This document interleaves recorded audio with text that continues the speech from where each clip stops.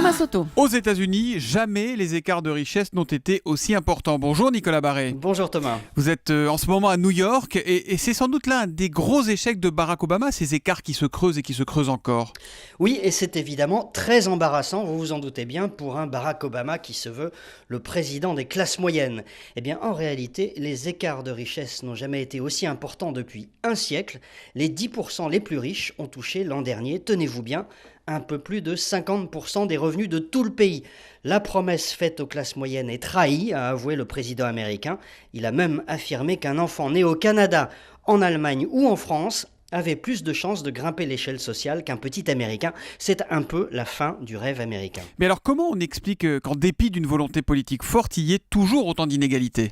Essentiellement parce que les plus riches ont creusé l'écart. L'économiste français Emmanuel Saez de l'université de Berkeley a montré qu'au cours des 4 dernières années, 95% des augmentations de revenus de tous les Américains sont allées aux 10% les plus riches.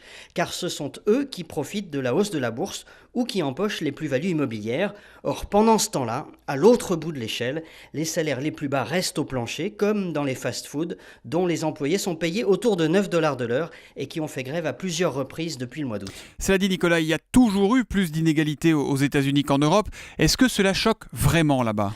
Alors, ce qui choque, ce ne sont pas les inégalités en tant que telles. Ce que veulent les Américains, c'est être sûr que s'ils se donnent à fond et s'ils ont du talent, eh bien, ils deviendront riches eux aussi. Ils veulent que ce fameux rêve américain fonctionne. Or, ce n'est plus le cas. Barack Obama, qui prétend s'inscrire dans la lignée de Roosevelt ou d'Eisenhower, veut redonner espoir à la classe moyenne.